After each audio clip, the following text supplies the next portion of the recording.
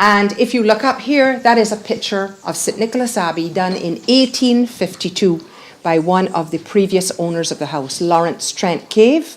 And you can actually see the chimneys on the roof. Notice the wind to lift. Now, this house has withstood 3 major hurricanes, and we're talking like 1831, 1898. Last year we had Tomas, and we had no injury to the house at all, but of course we lost a lot of trees. Now, our little porch was added in 1746, so when you see those little black and white tiles out there, they have been there since 1746. That's the original floor. Outside here is our herb garden, laid out in the very traditional English style, and that would have been your medicine cabinet in the early days. That's where you went and picked the leaves and boil them up. Whatever ailment you had, hopefully there was an answer to the problem out here.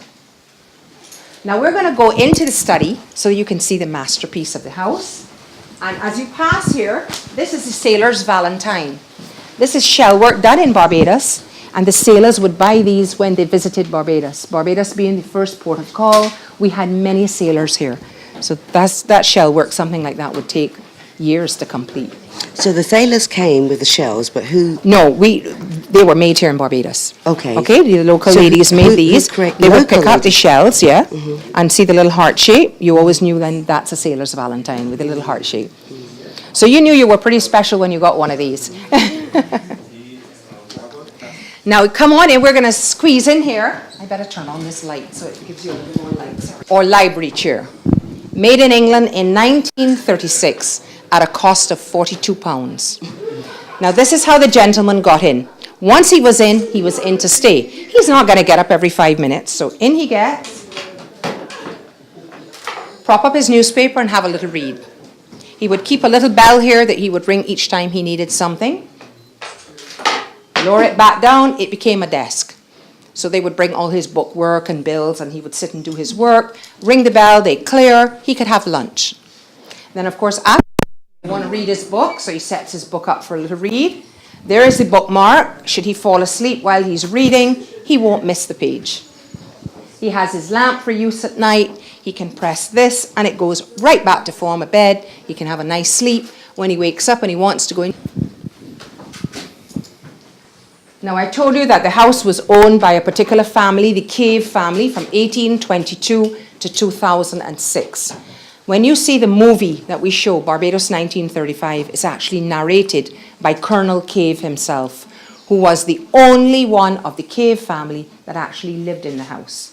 Okay, they owned it for that long period, but he was the only one that lived in. All the rest, absentee owners. They lived in England, they would visit, make sure the plantation was doing well, and have a Barbadian family living in the house, running the plantation on their behalf. These gentlemen up here never owned the property. These are the ancestors of Colonel Cave. And the Caves acquired this house through marriage. In those days, when a young woman owned property, as in 1822, a young lady owned this property, Sarah Cumberbatch. And when she married the first of the Caves, by law, she had to hand the property to her husband. That was the law in England. Okay? It's changed, it's changed. So that is how the Caves acquired the property in the first place. Now, I'm going to show you something. You know, we have all this modern technology today. This is the old Grande, 1952. Still going strong. This is Mr. Warren's little baby.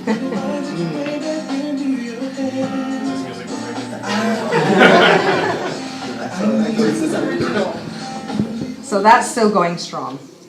All right, let's move on. Sorry, I'm so sorry.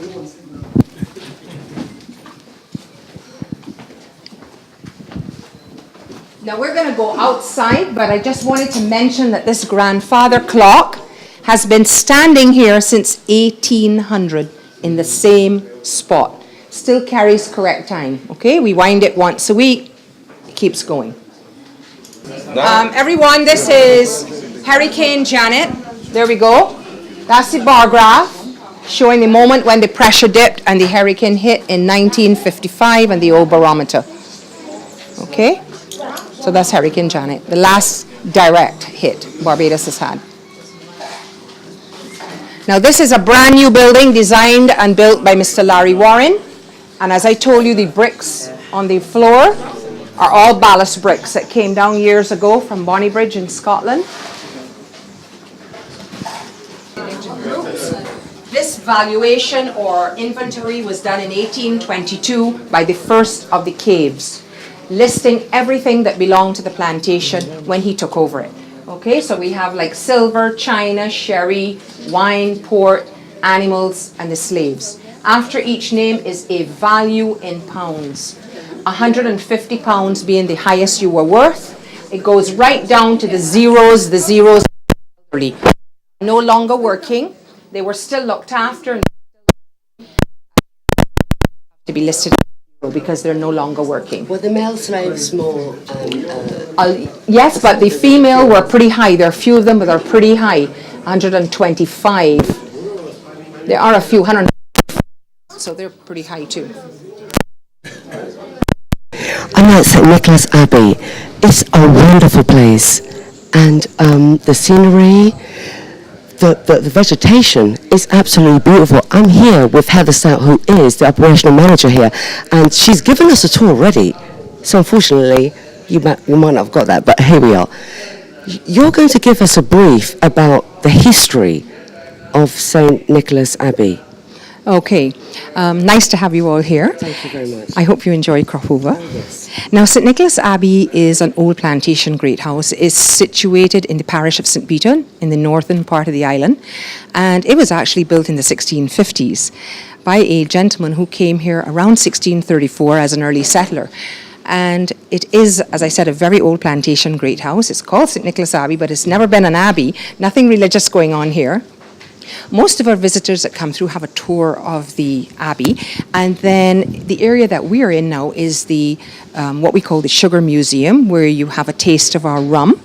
We have an 8-year and a 12-year rum, and the visitors will have a taste of the rum. They will see an old film, Barbados 1935, which shows the life on the plantation, the whole grinding of the sugar cane and life in Barbados generally in 1935.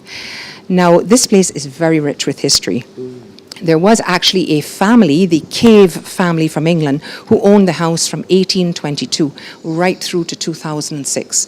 That is a long time for one family to own, 6 generations. And the thing is that most of them did not live in the house. They were absentee owners. The film is actually narrated by one of the previous owners of the house. He was the only one that loved it enough, I suppose, to live in. It is now owned by a Barbadian, Mr. Larry Warren, and he has basically brought it back to life. We have our old steam engine grinding sugarcane once more. We have our own distillery. We've just started grinding our own rum, or making our own rum, I should say. And it's Heather, just going to grow and grow. Heather, as we ended our tour, you actually bottled, you put the actual rum in a bottle for some of our guests here, and you actually engraved. That's right. That's what we do. We engrave a little message on the back of the bottle, on the rum bottle, personalize the rum bottle. So if it's an anniversary or birthday or just your own bottle and you want your name on it, that's what we do. We date and number each bottle, and so it's a unique bottle. It's your own bottle. And it's done right here in front of you, and you can take it back home. And you did it right in front of us. Yes, right. Yes. You are unique. Heather, thank you ever so much. Thank you.